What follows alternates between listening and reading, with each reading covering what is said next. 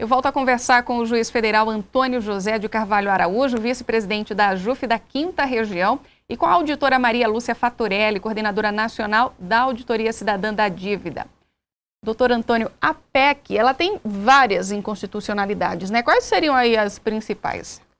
A PEC 55 ela é inconstitucional. Além de violar o artigo 2º da Constituição, são independentes e harmônicos entre si, o Poder Executivo, Legislativo e Judiciário. A PEC ela viola a independência dos poderes. A PEC também viola as cláusulas pétreas da Constituição, artigo 60, parágrafo 4º da Constituição Federal. Quando a Constituição, o Constituinte, 87, no início da Constituinte, ele vem, faz aqueles inúmeros trabalhos, de forma hercúlea, parlamentares progressistas, eles conseguem garantir direitos fundamentais, sociais na Constituição, no texto promulgado em outubro de 88. A PEC, ela viola tanto os direitos e garantias fundamentais, como também a separação e independência de poderes, como também o voto direto, secreto, universal e periódico. O voto direto, secreto, universal e periódico é a possibilidade da população escolher os seus representantes, o projeto político para o país. A população pode escolher um parlamentar, um chefe do Poder Executivo, um governador, um prefeito, um presidente, que tem uma proposta de concretizar ao máximo os direitos previstos na Constituição, como saúde, educação, lazer, moradia.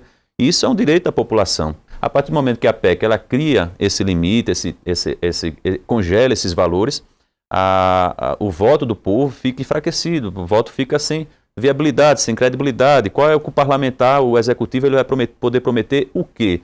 Imagine-se um bairro de uma determinada cidade bastante carente que precisa de um hospital público ou precisa de uma escola pública.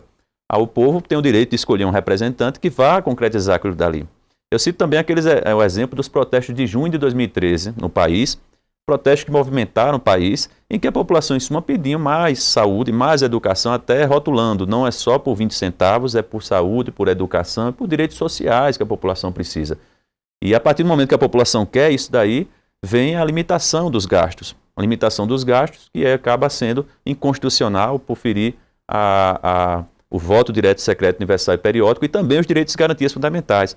Esses direitos fundamentais previstos na Constituição, especialmente os sociais, são aqueles saúde, educação, lazer, moradia, estão previstos no artigo 6º, em diversos dispositivos da Constituição, protegem os mais vulneráveis, os idosos, as pessoas, as crianças e adolescentes.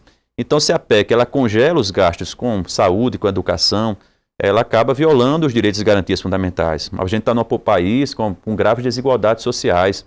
Nós temos hoje 206 milhões de habitantes, com cerca de 150 milhões de usuários do SUS. Muita gente precisa do Sistema Único de Saúde.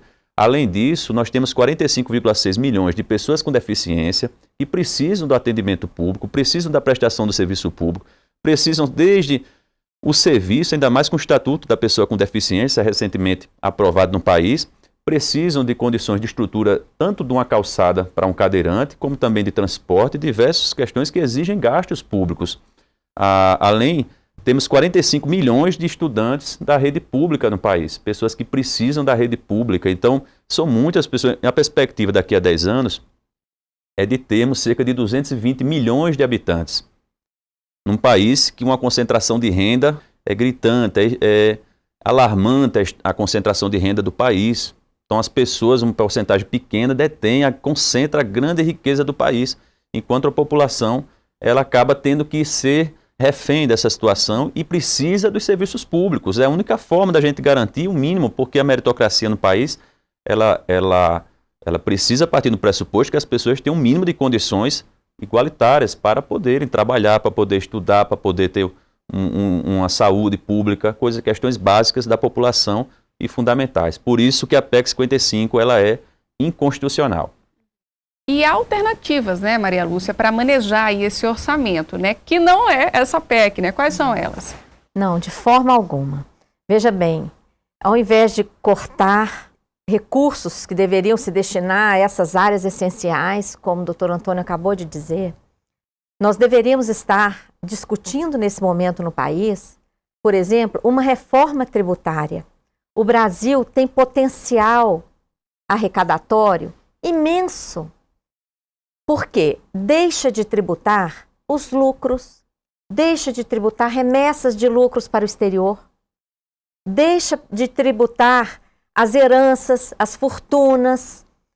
Então, há uma série de benefícios, principalmente para os muito ricos. Os muito ricos praticamente não pagam, não contribuem para o Estado, enquanto que a classe trabalhadora e os mais pobres são os mais onerados.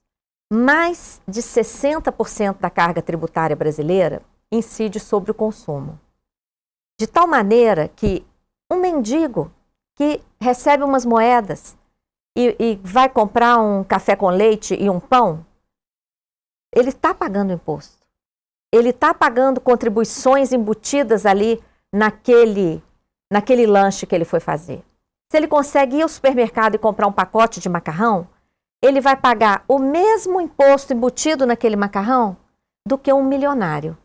Então, proporcionalmente, quanto mais pobre a pessoa, mais aquela carga tributária embutida nos produtos é pesada, é mais pesada para aquele que tem menos condição financeira. Nós vamos para um rápido intervalo, daqui a pouco a gente volta a falar com o juiz federal Antônio José de Carvalho Araújo, vice-presidente da AJUF da 5ª Região, e com a auditora Maria Lúcia Fatorelli, coordenadora nacional da Auditoria Cidadã da Dívida. Em instantes, até já.